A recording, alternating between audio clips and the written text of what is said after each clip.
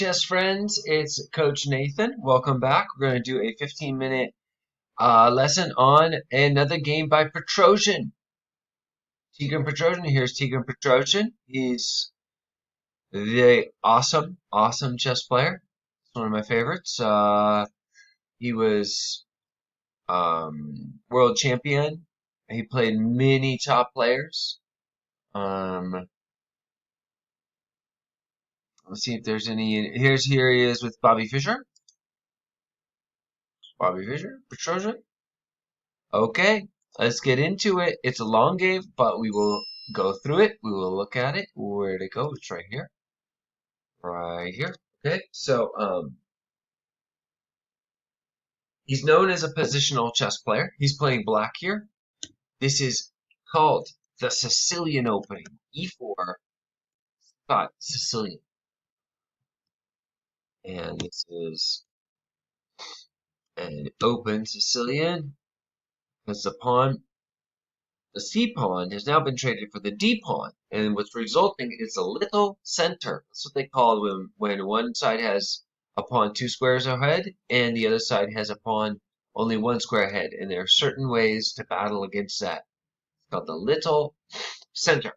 Okay, so A6, I believe this is called, I forgot what this is. But it stops the knight from coming into B5.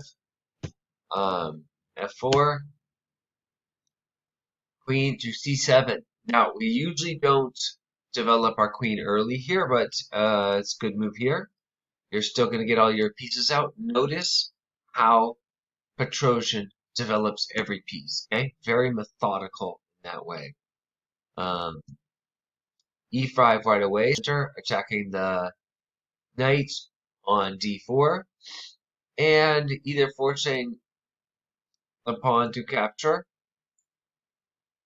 and then black will capture back, or to move the knight away. Now, do we want to capture the pawn, helping develop a piece? Is this pawn guarded enough? Because now, and be tricky at this, guys, a lot of my students miss twofold attacks. Okay, you have to be careful. I'm not saying this is a twofold attack, but knight is attacking, pawn is attacking. Now, it looks like it is protected enough, once from the pawn, once from the queen, but be careful. Keep your eye on this pawn. White's up to something. So move like this is okay, but just be careful that you don't lose a pawn here. Bishop to E6 was a very good move by Petrosian, getting his pieces out, the pieces developed, and right now you can kind of see which side White is going to castle. White probably does not want to castle on the king side. Probably not, because they moved their f-pawn. That means if they're going to castle, they're probably going to castle on the queen side. So this is a very strongly posted bishop, sorry. All the way over to the king side. More active. Okay. We get here to C4. It's a forced trade, okay. But happens, it's not forced, but they're offering to trade. Knight comes back, and now we're forced to do something. Now it's a twofold attack, only protected once. I feel like I see a lot of my students' games, and it's mostly twofold attacks that people are missing, honestly. Okay, so now black does queen c6 was never played. Now after knight d2, sorry, let's go back. Knight to d2, bishop trading. Queen takes. We usually don't capture capture and allow our opponent to capture back and develop. But here it turns out to be a good move. We'll see how black wins this game, even though they have backwards pawn on the open file. This is not always a weakness. Usually is, but here a3. I'm thinking, why did they play a3? I'm not so sure about that move now. Maybe it's kind of a waiting move. Now, here it comes. White's in an interesting position here. They don't want to castle kingside for sure. In fact, they can't because the queen is controlling g1. And castling queenside also looks very unpleasant because you're castling right on to half open file in black's favor. So be careful here, guys. When you castle, look ahead. But Petrosian is going to, let's see what he does. Castling and taking. This is kind of common, guys. You are sacrificing the exchange. And it sometimes happens, especially in the Sicilian. It happens a lot because your C pawn is gone. And in the Sicilian,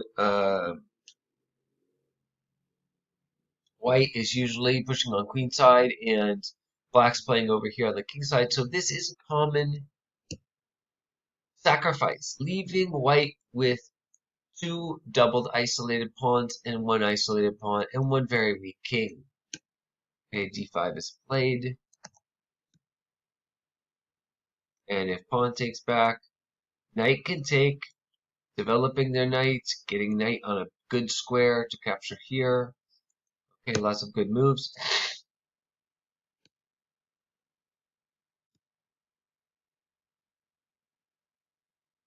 An idea here, maybe even queen takes, king takes, knight, f6 check, picking up the queen. I don't know if that works. No, does it? I don't know. Let's see what happens. Instead, they just take bishop. Oh yeah, yeah, yeah. That. Well, no, it would work. I think. You did sacrifice your rook earlier, so that is question. Is queen takes g8? I don't I don't think it'd work. I don't know why, but looks like knight takes here. Keeping the queens, because you don't want to trade queens if you're down that much material. I think that at the end of it, let's just cite that cardinal rule. Um, you do not want to trade queens if you're down material for sure. Oh,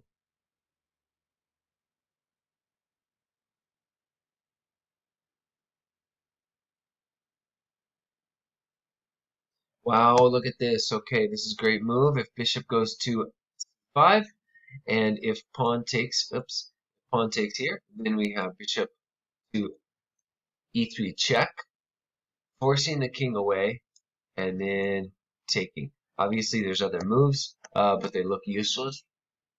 But useless. Bishop here, and you get your exchange back. Let's look at knight. Let's look at the knight here to this square. Capture.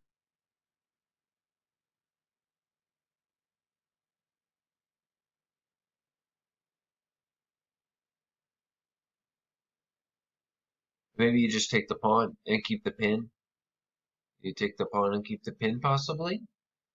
You probably don't want to trade here because we're down material. Okay. Let's see what's actually. Knight to d2 is what is played. Bishop takes g5. Okay, good. Queen to d3. And the threat, again, this is a twofold attack, guys. Don't miss the twofold attack. Queen, and this is line controlling pieces set up on the same line. So definitely a pattern you want to keep seeing. This is a twofold attack. Two pieces attacking, only one protecting. Of course, Petrosian does not miss it. World champion. They're going to play very strong moves the entire time. We still got an absolute pin on the king. The knight is protected enough. 1, 2. Cannot castle in this position because that would leave the knight twice attacked and only once protected. Very smart. King moves out of the pin. Very smart. White, of course, is a good player too. They take. They use this opportunity to take. And how is black with 4, 5, 6 pawns against 3, 4, 5? So white is up a pawn with the exchange, up a point with the exchange. Yet the pieces somehow look a little bit Well, this rook's not in the game, but neither is ours. Okay, let's see what happens. Strong pawn structure. Maybe he's going to win. Obviously, they're going to win because black has such a superior pawn structure.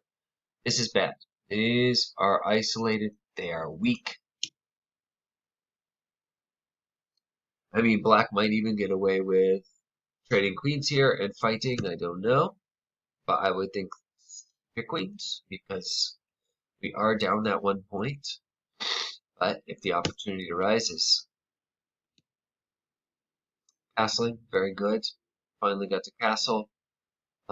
Is it safe? For the time being, it does look safe. I was thinking, is there an attack over here on the H file? It must have been what they're thinking. You can leave this rook hanging for a moment, looks like, because no, you can't. There's no checkmate there, but is there something on the A file? The problem is also this rook couldn't get over to the A file, so we only have two pieces. Okay, queen to C5. There is a threat, unprotected piece. We're going for it.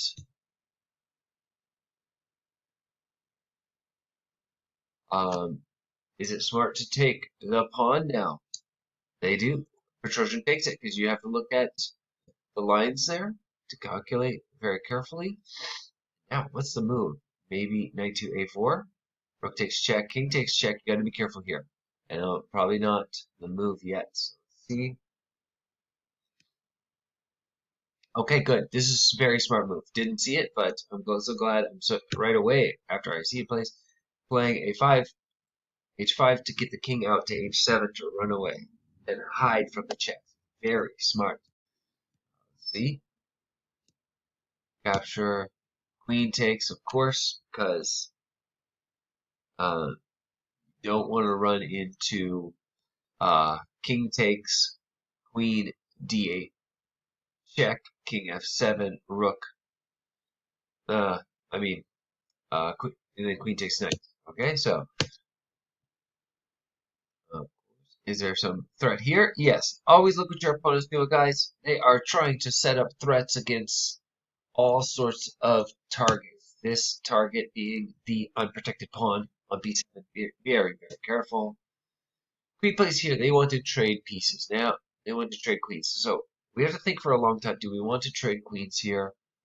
And it's not forced. They are attacking on the target and saying, hey, I'd like to trade. I'd like you to capture my queen and undouble my pawns. And I think the answer is no. I think do not trade queens, making white's life easier. Keep the queen.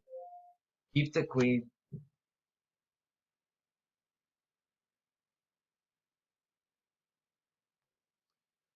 So, okay, guys. So we have queen goes to d6 here. What's the best move? They're saying, please trade queens. I have an idea. They might not, but they might. Petrosian might capture and then capture. And what does black have? Black has protected pass pawn here. Black has a pass pawn on h6. So, okay, they trade. It's going down. Here we go. There's an attack against b6. Good. B5 was played. They have to give away something here, but we're going to get pawns in turn. Remember, the knight can start picking up a lot of pawns immediately. Okay, let's see what happens. Exactly what they play. Capture. Which pawn to capture? I'm thinking about g2 because you have this little guy that's going to come up pretty fast. That's what happens.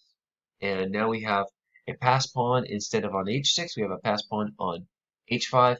I mean a6, h5, and e5. Okay, let's see what happens. King comes over. He wants to be part of the action. And this pass pawn starts moving. Great. Great, great, great. Hard for white to keep this under lock and key because the rook is out of the game. The last move they played. Of course, they have to move rook here. And then there are all sorts of moves by the knight to ensure that the pawn can come here, but it's a lot of reorganizing where the knight is. Okay, guys, I'll skip through some moves. We have 5 seconds left. I'll catch you next game.